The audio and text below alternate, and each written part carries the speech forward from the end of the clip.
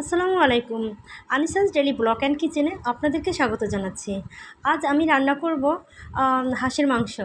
চুলায় একটি কড়াই বসিয়েছি, তার মধ্যে আমি 2 টেবিল চামচ তেল দিয়ে দিলাম। তার মধ্যে দুটো এলাচ, দুটো দারচিনি এবং দুটো তেজপাতা দিয়েছি। এখন আমি 1 কাপের মতো পেঁয়াজ কুচি দিয়ে দেব।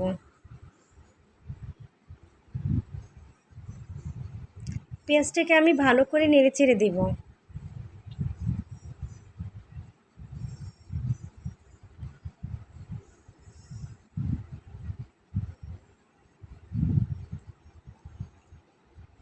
পেঁয়াজটা যখন ভাজা হয়ে যাবে তখন আমি তার মধ্যে 1 টেবিল চামচ আদা বাটা, 1 টেবিল চামচ রসুন বাটা ও 1 চামচ ধনে বাটা, 1 চামচ জিরা বাটা দিয়ে দেব।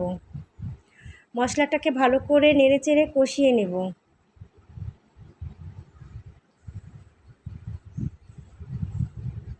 আদা রসুনটা কষানো হয়ে গেলে তার মধ্যে আমি লবণ দিয়ে দেব।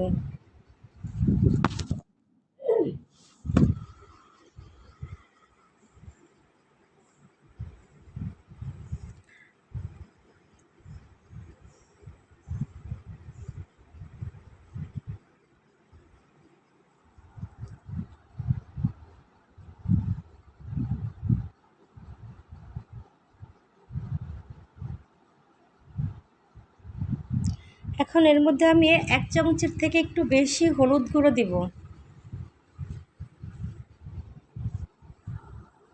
মরিচ গুঁড়ো 1 চামচের থেকে একটু বেশি দিয়ে দেব।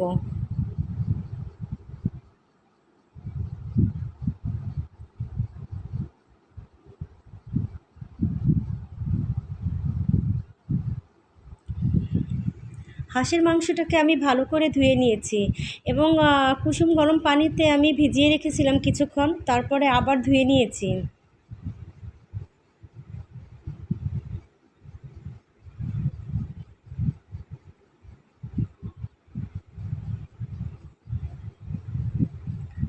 মশলাটা কষানো হয়ে গেছে, এখন আমি এর মধ্যে হাঁসের মাংসগুলো দিয়ে দেব।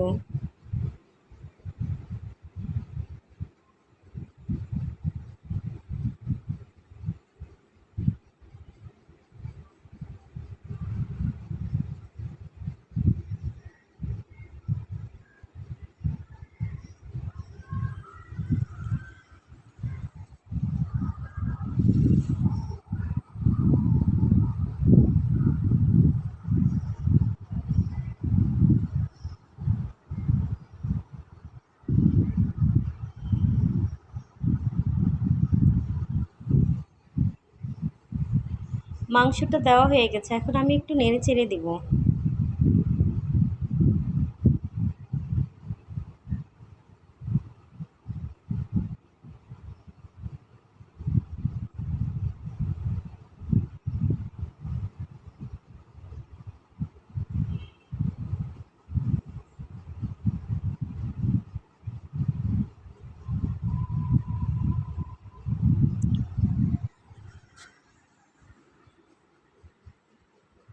মাংসটাকে আমি ঢেকে কষিয়ে নিব কিছুক্ষণের জন্য।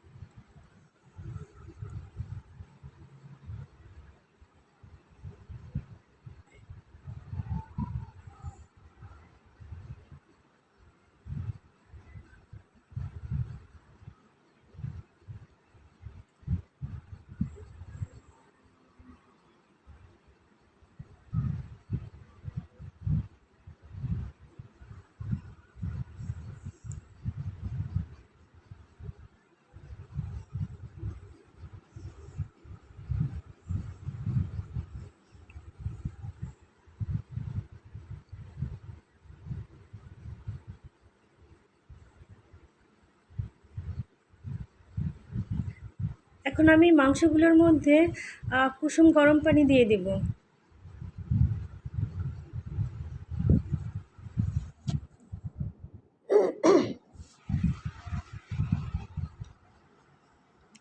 পানি দেওয়ার পরে আবার ঢাকনা দিয়ে আমি কষিয়ে নেব।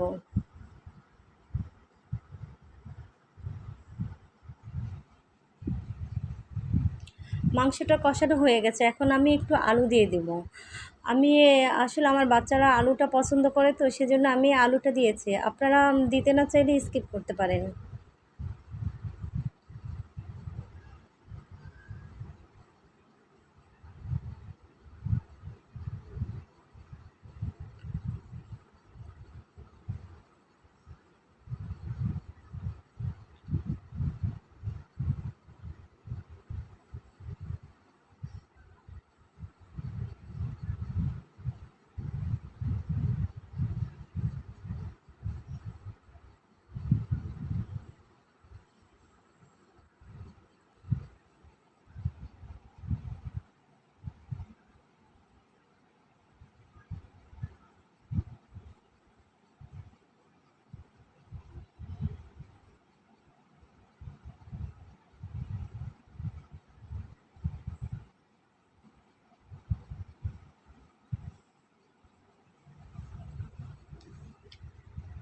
আলু এবং মাংস কষানো হয়ে গেছে, এখন এর মধ্যে আমি কুসুম গরম পানি দিয়ে দেব।